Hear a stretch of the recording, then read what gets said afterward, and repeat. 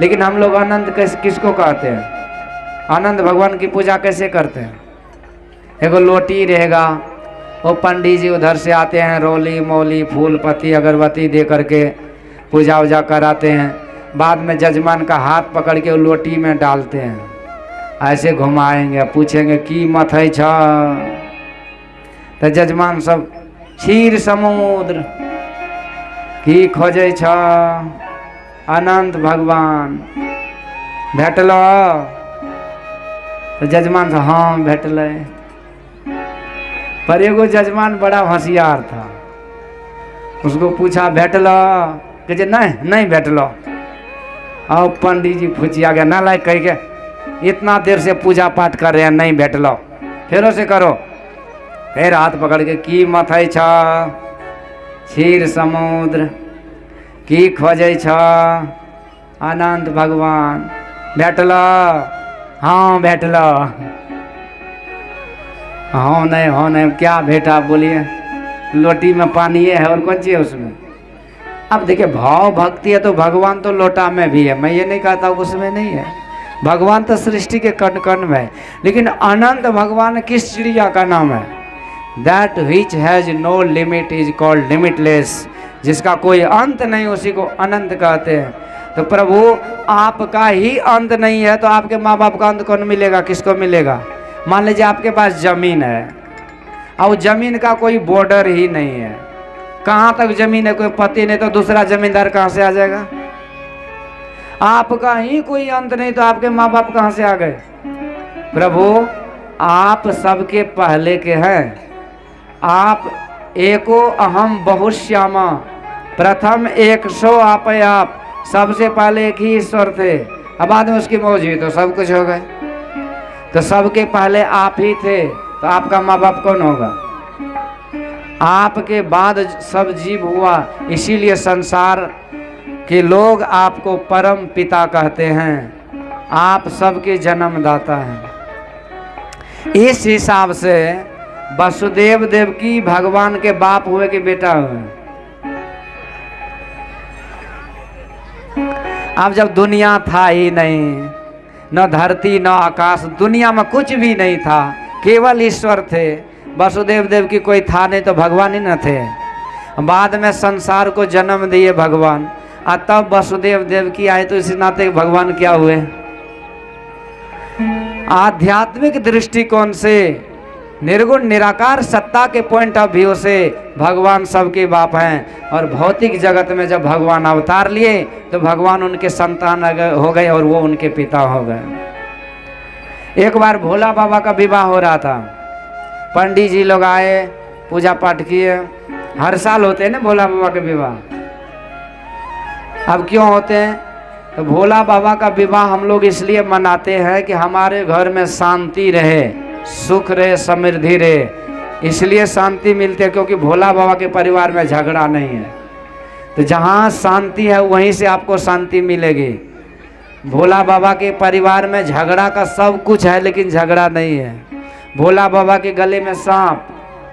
अब भोला बाबा का जो बेटा है कार्तिक भगवान, उसका सवारी मोर, तो मयूर सांप को देखेगा, खाएगा ना, लेकिन वहाँ नहीं खाता है।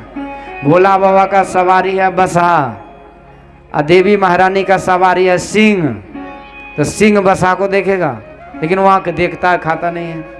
और देखिए गणेश भगवान की सवारी है चूहा, अब भोला बाबा के गले में वो सांप, तो चूहा सांप नाश्ता करेगा ना चूहा का, लेकिन वह नाश्ता नहीं करता है।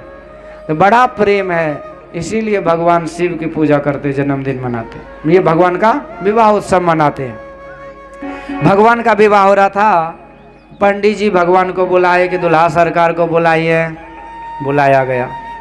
पोथी पत्रा में जो भी था विधि विधान किए। अब कहते अपना गोत्र बतलाइए, तो भगवान कहते कश्यप गोत्र। अपना नाम बतलाइए, शंकर जी।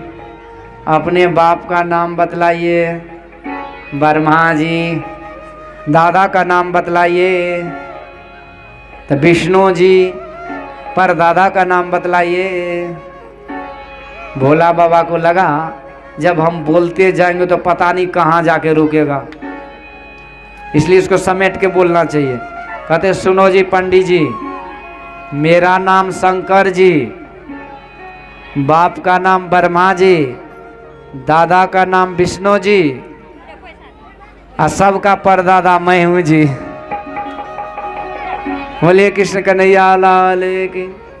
तो भगवान से पहले कुछ था ही नहीं, इसलिए सबके माता पिता वो हैं। रुक्मणी जी कहती प्रभु आपके कोई माँ बाप नहीं है, करता एक अगम है आप, वाकई कोई माय न बाप।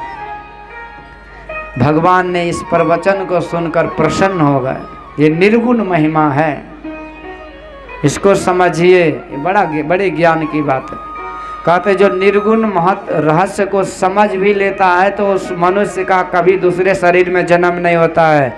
जब भी जन्म होता है तो मनुष्य शरीर में ही जन्म होता है। आगे भगवान कहते कि अच्छा देवी, मैंने बोला कि मैं चोर हूं, तो क्या मैं चोर नजर आता हूं? रुक्मणी कहती है चोर नहीं, आप चोरों के सरदार हैं। अरे चोर तो थोड़ा बहुत रुपया पैसा चुराता है, पर आप तो तमाम भक्त के मन को ही चुरा लेते हैं, इसलिए आप बड़े चोर हैं। और जो भक्त आपका दर्शन कर लेता है वो सदा सदा के लिए आपके कब्जे में आ जाता है। भगवान कहते अच्छा बोलो मैं डरपोक हूँ, तो क्या डरपोक हूँ, छिपके बैठता हूँ? रुक्मणी कहते आप छिपके नहीं बैठते, आप भक्तों के हृदय में बैठते हैं। जिस भक्तों के हृदय में आप बैठते हैं, सामने चलिए, जिस भक्तों के हृदय में आप बैठते हैं उस भक्तों के अंदर काम क्रोध आदि विकार ये शत्रु नहीं आता है। बोलिए भक्त वत्सल भगवान की। तो ये सत्संग की बात है, जो विस्तार से जब कहीं सत्संग होता है तो इसको समझाया जाता है। ऐसे भगवान के सुंदर सुंदर विवाह हुए, परिवार हुआ। एक दिन भगवान ने राजा नृग जो गिरगिट बन के बैठा पड़ा था उसको हाथ से स्पर्श किए कर कमल से, तो दिव्य रूप में आया, उसका उद्धार किए। और इस तरह से अद्भुत लीला भगवान की। भगवान एक बार हस्तिनापुर गए और वहाँ पर प्रभु का राजसी यज्ञ में अग्र पूजा हुआ। और इस तरह से रुक्मणी महारानी के साथ भगवान का ये अद्भुत संवाद हम लोगों ने सुना।